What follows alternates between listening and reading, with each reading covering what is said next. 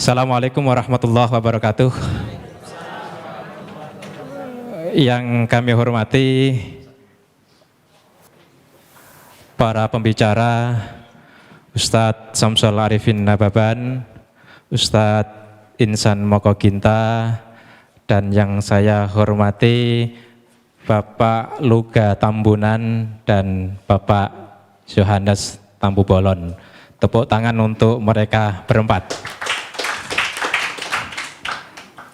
Acara ini adalah acara debat dengan tema Who is Jesus? Siapa sesungguhnya Yesus, siapa sesungguhnya Isa? Agama Islam dan agama Kristen mengenal begitu dekat siapa sesungguhnya Yesus. Kepada Bapak Luga, monggo dipersilahkan. Siapakah Yesus? Jadi waktu Yesus berjalan di muka bumi, dia dengan berjalan dengan 12 rasulnya, banyak anggapan yang mengatakan karena di bangsa Israel itu masih banyak yang belum kenal Yesus. Ada yang berkata nabi, ada yang berkata rasul, ada yang berkata bahkan ada yang mengatakan bahwa Yesus itu nabi palsu. Di Matius 16 waktu itu Yesus bertanya kepada orang-orang yang di sekeliling dia. Dia berkata, menurut kamu siapakah anak manusia itu? Yesus ngomong seperti itu. Siapakah anak manusia itu? Lalu jawab murid-muridnya, ada yang berkata nabi, ada yang berkata Elia, Yesus kata gitu. Terus mereka menjawab lagi, ada yang berkata Musa atau salah seorang di antara para nabi. Saudara tahu bahwa jawaban dari mereka ini sebenarnya sudah mewakili jawaban dari semua agama. Tetapi pada saat Yesus mendengarkan jawaban mereka ini, Yesus tidak mengatakan, itu benar. Apa tadi? Nabi. Itu benar nabi. Yesus tidak marah seperti itu. Dia tidak pernah mengatakan seperti itu. Dia jalan lagi. Menurut kamu siapakah anak manusia itu? Salah satu di antara para nabi. Dia lewat. Siapakah Yesus itu? Musa. Dia lewat juga. Karena jawaban ini adalah menentukan hidup yang kekal. Jawaban ini menentukan keselamatan yang kekal. Lalu Yesus bertanya kepada murid-muridnya yang 12 itu. Menurut kamu siapakah aku ini? Dan kemuliaan Tuhan turun atas Petrus. Petrus menjawab, engkau adalah Mesias anak Allah. Yesus langsung berkata begini, berbahagialah engkau Simon bin Yunus, karena bukan manusia yang mengatakan itu kepadamu, melainkan Bapa-Ku yang di sorga. Dan saat itu juga Yesus mengatakan, mulai hari ini di atas batu karang ini aku akan mendirikan jemaatku, dan alam maut tidak akan menguasainya. Jadi banyak orang yang menjawab nabi. Di dunia ini banyak nabi utusan. Orang Yesus sendiri juga mengaku utusan kok. Yesus mengatakan aku diutus oleh Bapa. Nah kalau dia diutus kok dia Tuhan? Halo.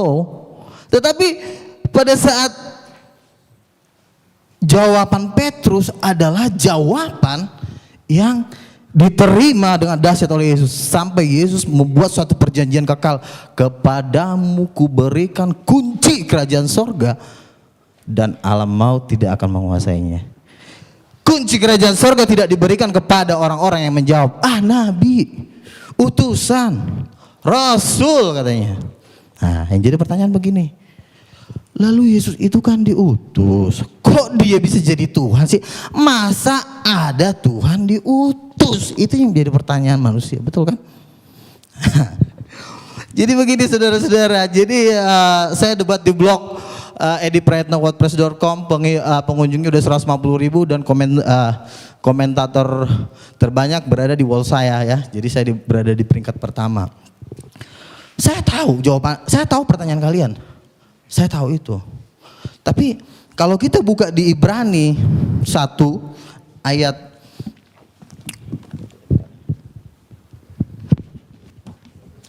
Ibrani 1 ayat yang kedua, saya bacakan dari sini. Maka pada zaman akhir ini ia telah berbicara kepada kita. Oh, ayat 1 sampai 2 ya, saya baca dari. Setelah pada zaman dahulu berulang kali dan dalam berbagai cara berbicara kepada nenek moyang kita dengan perantara nabi-nabi. Jadi dari dulu Tuhan sudah berbicara kepada manusia itu melalui perantara nabi-nabi. Terus maka pada zaman akhir, berarti ada season kedua nih, habis zaman nabi-nabi baru ada season yang terakhir ya. Maka pada zaman akhir ia telah berbicara kepada kita dengan perantaraan anaknya yang telah ia tetapkan sebagai yang berhak menerima segala yang ada. Jadi Tuhan, Rasul Paulus menjelaskan bahwa dari dulu Tuhan menceritakan tentang dirinya melalui nabi-nabi, tetapi pada perjanjian baru Tuhan berbicara melalui anaknya. Saudara, kalau di dalam kerajaan sorga itu nabi-nabi itu disebut hamba-hamba Tuhan. Tetapi anak Allah itu bukan hamba. Saya adalah anak, saya punya pembantu. Derajat saya sebagai anak dengan pembantu itu beda, karena anak itu darah bapak saya. Jadi pengertian ini yang harus dimengerti. Jadi kalau waktu itu saya pernah debat dengan Dr. Sani Umur, anak Allah itu artinya apa sih Pak? Anak Allah itu artinya orang yang disayang Tuhan, lalu langsung diterjemahkan menjadi nabi. Anak Allah tidak bisa langsung diterjemahkan dengan jadi nabi. Dasarnya apa? Karena Yesus mengatakan seperti ini. Pada waktu Yesus berjalan di muka bumi, dia memberikan suatu perintah kepada manusia. Aku diutus oleh Bapa, benar ya, Yesus memang utusan. Tetapi karena Yesus utusan bukan berarti dia langsung jadi nabi. Jangan langsung ditafsir sembarangan. Karena yang bisa berhak menafsirkan kitab para nabi-nabi itu cuma 12 rasul. Makanya dikatakan bahwa Yerusalem baru itu dibangun pondasinya itu nama 12 rasul. Jadi jangan ada satu manusia pun sekalipun dia gelarnya doktor, profesor, mau dari Harvard, mau dari manapun, tidak punya hak menafsirkan kitab para nabi. Jadi yang bisa menafsirkan kitab para nabi itu cuma rasul. Amin saudara. Jadi rasul-rasul inilah yang bisa menjelaskan karena mereka dasar pondasi. Kalau Anda mendengarkan menurut pendapat doktor teologi A, doktor teologi B, dasarnya apa? Kenapa Rasul bisa menjelaskan kitab para nabi? Satu, contoh Rasul Paulus. Rasul Paulus adalah diklaim orang Muslim sebagai pendiri agama Kristen. Jadi katanya Rasul Paulus itulah yang mengatur semua tentang Yesus Tuhan itu di Alkitab. Rasul Paulus menjelaskan tentang Yesus Tuhan. Itu nggak cuma ngomong, saudara. Itu diteguhkan dengan tanda-tanda mujizat. Siapapun tidak boleh menafsirkan kitab para nabi kalau tidak diteguhkan dengan tanda-tanda mujizat. Ada waktu itu Rasul Paulus menginjili seseorang, dia bilang begini, udah kau percaya Yesus Tuhan. Ada juga datang nabi palsu. Udah jangan dengar si Paulus. Paulus itu palsu. Paulus bilang apa? Paulus bilang gini di Kisah Para Rasul, hai anak iblis, buta kau. Buta langsung. Jadi bagaimana mungkin seorang buta ini yang udah dibutakan sama Paulus mengatakan gini sama Paulus, kau palsu ya, dia aja jalan nggak bisa. Paulus udah melakukan suatu tanda mujizat yang dahsyat, makanya kesaksiannya itu bisa dipegang. Jadi nggak cuma ngomong, Tuhan tuh nggak segan dengan gelar Anda doktor. Emang Tuhan takut kalau gelar Anda profesor? Tuhan gak takut, tetapi Tuhan takut apabila engkau disertai Tuhan dan engkau melakukan tanda-tanda mujizat.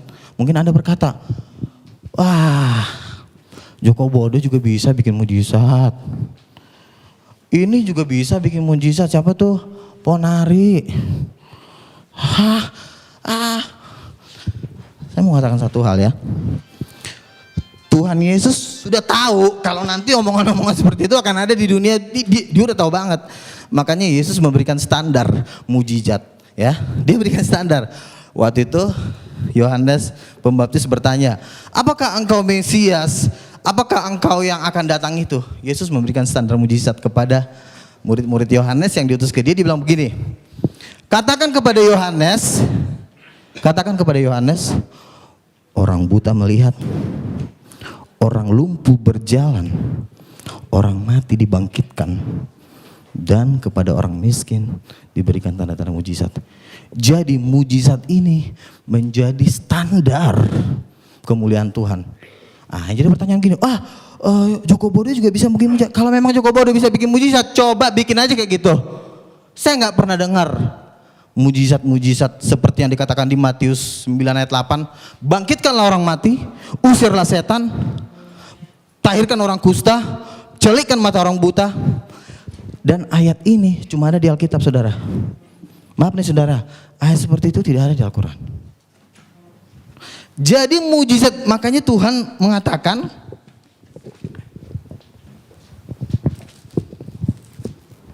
saya bacakan dulu.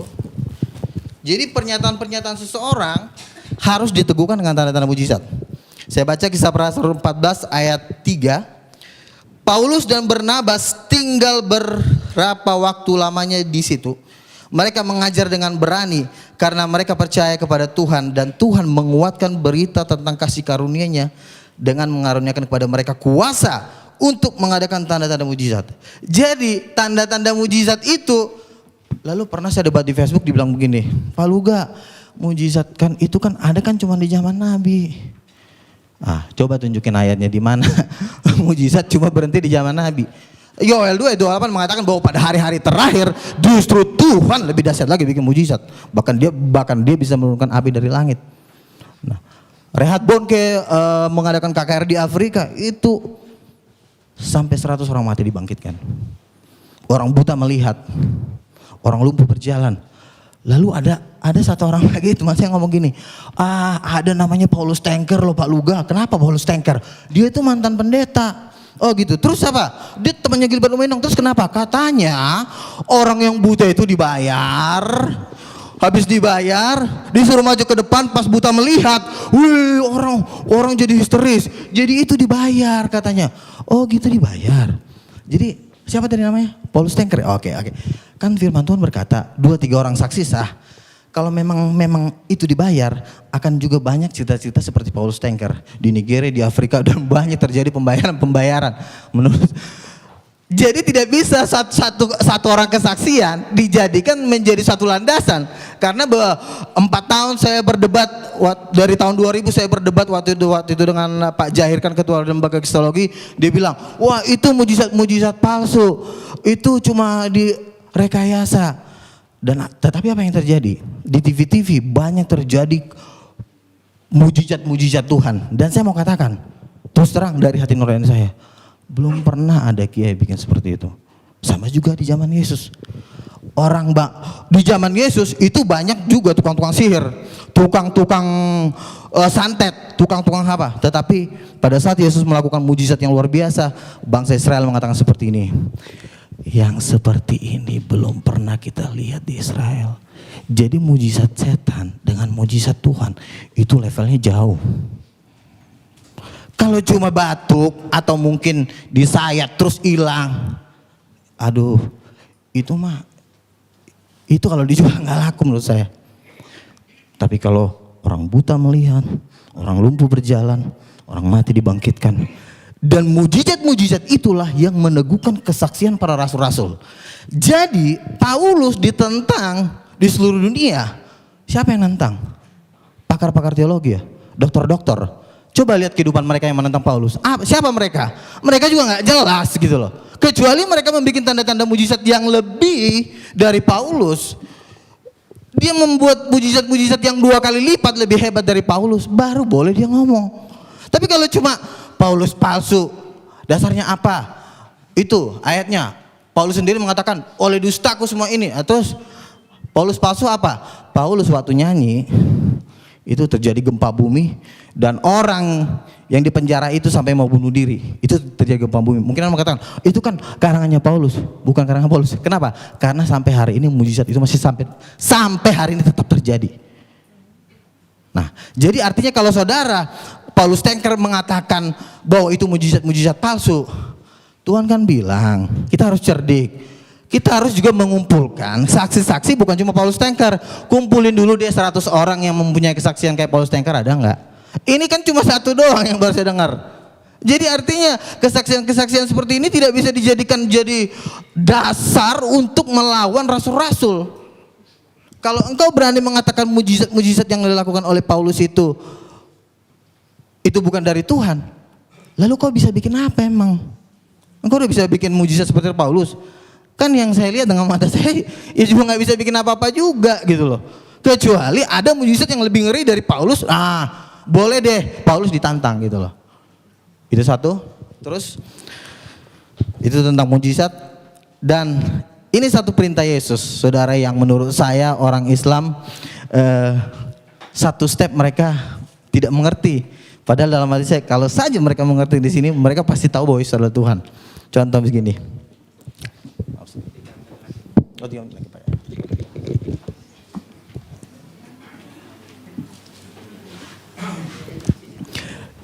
Yesus turun ke bumi, dia memberikan satu perintah.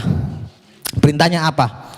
Yesus berkata, percayalah kepada Allah, berdoalah kepada Allah. Orang Islam langsung amin, yes. Wih, sama dong sama kita.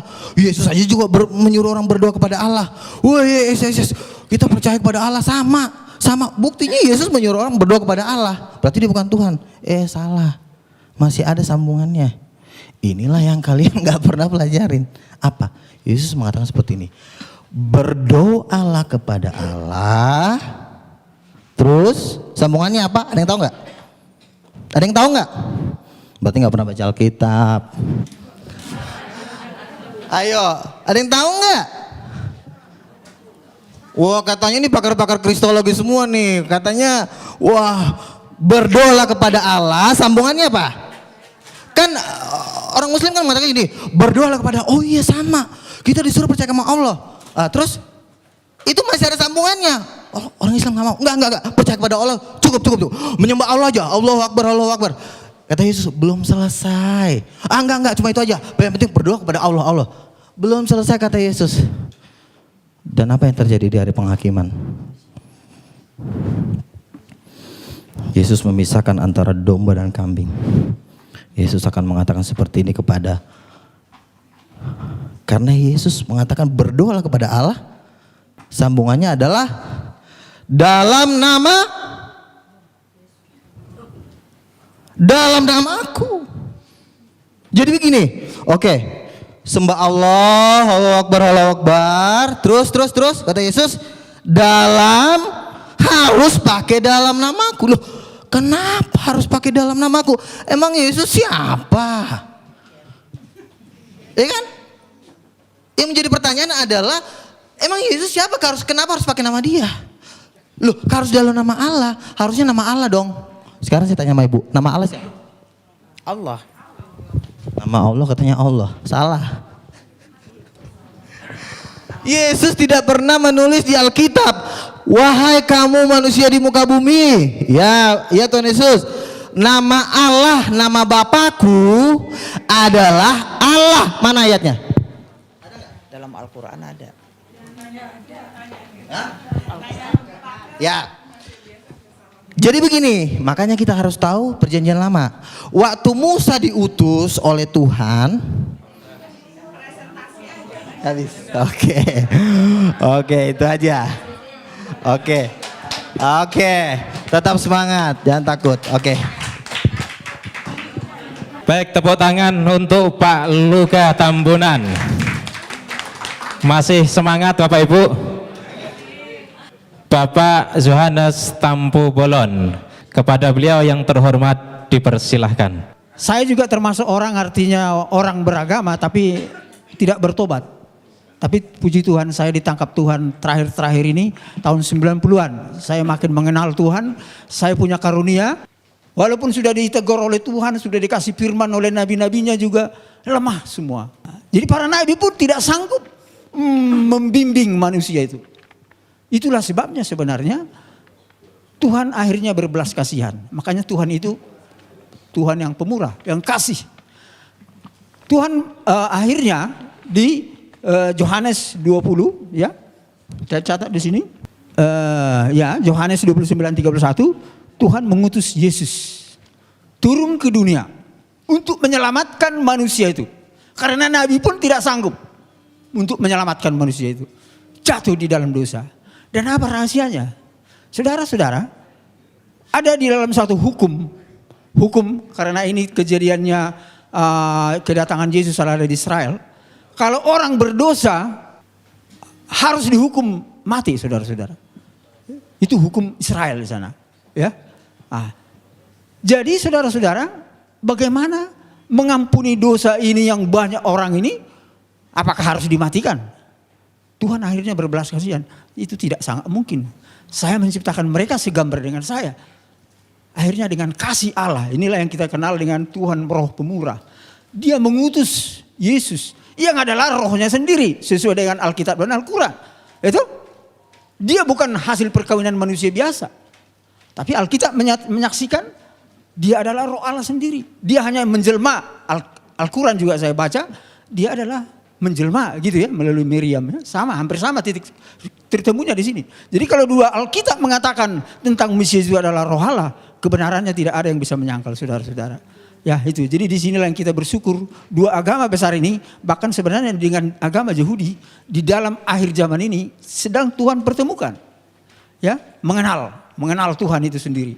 Sedang Tuhan pertemukan. Inilah keajaiban tiga agama ini. Maaf aja dengan agama yang lain saya tidak bisa nyambung. Karena tidak ada nabi-nabinya. Tidak ada pewahyuannya. Karena kunci rahasia daripada firman adalah ada pewahyuan dan harus ada nabinya. Ya, nggak mungkin itu diberikan kepada bukan manusia nabi. Kalau manusia biasa nggak bisa, bapak-bapak sekalian. Ya, nggak sembarangan. Jadi itulah saudara-saudara kekasih. Akhirnya Tuhan mengutus Yesus sebagai Mesias.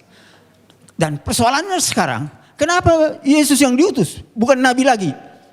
Saya belajar Alkitab teologi, saudara-saudara. Ternyata saudara-saudara, yang harus dihukum ini harus mati. Untuk mengampuni dosa ini harus mati. Itu benar, Yesus harus mati. Makanya menurut teologi, Yesus itu 100% manusia. Tapi persoalannya sekarang, siapa yang bisa mengampuni dosa manusia? Apakah ada manusia yang bisa mengampuni manusia? Enggak bisa. Hanya Tuhan yang bisa mengampuni dosa manusia.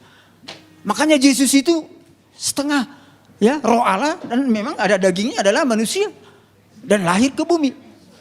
100% Allah dan 100% manusia. Itulah keajaibannya.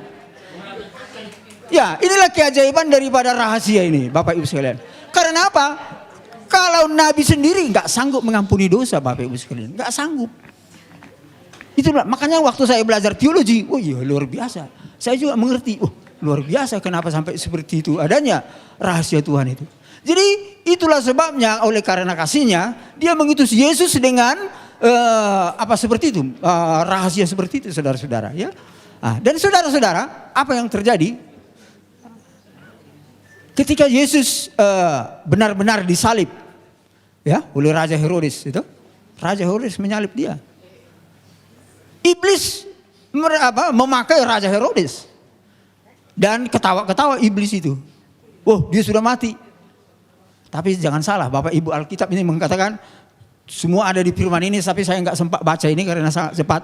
Ada tertulis di sini, saya singkat aja poinnya. Ketika Yesus tersalib, dia dikubur. 3 hari lamanya dia ke alam maut. Dia berperang dengan iblis di sana. Tapi saudara-saudara, apa yang terjadi? Dia bangkit. Alkitab ada tertulis ya, dia bangkit. Dia berarti menang melawan iblis. Kalau dia tidak bangkit, dia berarti tidak menang melawan iblis. Tapi ternyata bangkit. Bahkan dia naik ke surga. Dan firman-Nya ada dikatakan di sana, saya akan ke surga untuk menyiapkan tempat bagi umat manusia. Menyiapkan tempat. Ya, tetapi dia mengutus Roh Kudus. Itu kunci rahasianya di sini. Kenapa harus diutus Roh Kudus? Karena Roh Kudus inilah yang bisa, kalau kita percaya kepada Isa Al-Masih sebagai Mesias, ini Roh Allah yang bisa menyertai kita tiap hari. Itu ada di hati kita. Itu saudara-saudara, itu kelebihan keunggulan daripada rahasia daripada Yesus diutus ke dunia ini. Ketika dia sudah di sorga sebagai pendoa syafaat, ya, Roh Kudusnya ada di dunia ini terus. Dan sekarang pun saya percaya, kita percaya ada Roh Kudus. Alkitab mengatakan itu, bahkan Al-Quran juga mengakui ada Roh Kudus. Roh Allah, ya, Rohullah. Itu ada di mana-mana. Makanya Tuhan itu ada di mana-mana. inilah yang dinamakan elemen Trinitas. Elemen Trinitas. Bapa, Yesus, dan Roh Kudus. Dan Roh Kudus inilah yang menolong kita ketika percaya kepada Allah. Ya, inilah yang luar biasa. Dan saudara-saudara, para rasul, para nabi disertai Roh Kudus. Kalau tidak ada Roh Kudusnya para nabi, wah itu bukan nabi, saudara-saudara. Bukan rasul itu namanya. Dan saya bersyukur saya telah diurapi oleh Roh Kudus ketika saya percaya kepada Isa. Bahkan saya ada kuasa dan pengalaman menghancurkan kuasa iblis. Oh, luar biasa Bapak Ibu. Kalau kita diurapi oleh Roh Kudus itu sendiri, kita ada kuasa, ada firman-Nya tertulis. Ada kuasa. Bisa, iblis itu bisa kita hancurkan. Kuasanya ya, jangan salah. Bahkan para dukun, maaf aja. Bisa santet-santetnya itu bisa hancur. Dan santet dukun sudah berapa kali saya disantet, enggak mempan. Ada perlindungan Tuhan di dalam saya. Amin. Berapa kali? Jadi itulah bukti daripada kebenaran ilahi daripada Yesus yang menyelamatkan manusia. Itu kan selamat. Saya diselamatkan dari kekuatan gaib. Saya bahkan dikasih kuasa melawan kejahatan ya. Saya bukan dikasih kuasa untuk melawan kebenaran. Enggak. Melawan kejahatan. Bapak Ibu saudara-saudara. Walaupun Yesus sudah tersalib dan sudah naik ke surga. Iblis itu bapak-bapak ibu sekalian bertahu sampai sekarang masih bekerja. Saya kira Al-Quran dengan Alkitab sama. Iblis itu masih bekerja. Lihat aja sekarang ini. Banyak konflik. Banyak perjinahan. Banyak apa lagi? Korupsi. Oh ya ini pekerjaan iblis saudara-saudara. Jadi dunia ini harus kita selamatkan. Ini rata-rata semua karena tidak mengenal Tuhan. Walaupun kadang-kadang mengenal Tuhan tapi setengah-setengah. Jatuh juga saudara-saudara. Lemah. Bayangkan. Itulah sebabnya saudara-saudara. Kita harus penuh Roh Kudus sebenarnya. Itu rahasia daripada firman Tuhan. Ya, kita penuh Roh Kudus. Dekat dengan Tuhan. Selalu berdoa. Ya, karakter kita harus bagus. Karakter saudara-saudara. Kalau karakter kita seperti iblis. Berantem. Teror. Wah itu seperti iblis. Maaf aja. Sifat iblis itu namanya. Bukan karakter Allah. Karakter Allah pendamai, kasih, mengampuni, memberi. Itu saudara-saudara. Tapi banyak faktor itu ada di saudara kita, ya, saudara kita Islam ya. Roh itu ada. Walaupun kadang-kadang ada roh yang lain-lain, yang mungkin yang tersesat sebagian ya. Saya tahu itu. Enggak semua saya tahu bahwa tersesat. Tapi sebagian lainnya juga banyak yang tersesat. Yang lainnya banyak sudah baik ya. Saya bersyukur ya. Karena sudah banyak karakternya yang seperti karakter Allah. Bukan seperti membenci terus. Menghakimi terus. Menteror terus. Wah itu sifat-sifat iblis Bapak Ibu sekalian. Orang Kristen hampir enggak ada seperti itu. Karena ada Roh Kudus di dalam hati kita. Itu kelebihan dan keunggulan kita. Tapi lebih daripada itu ketika kita di dalam Roh Kudus. Kecerdasan orang Kristen itu luar biasa. Karena roh itu menghidupkan, sehat jasmani, cerdas. Makanya penemu hadiah Nobel rata-rata orang Kristen, rata-rata. Amin. Ini bukan saya menambah, ini fakta. Walaupun saya nggak tahu ada satu muncul sekarang orang dari Ismail ya, 112 ya. Tapi kebanyakan itu orang-orang pengikut Isa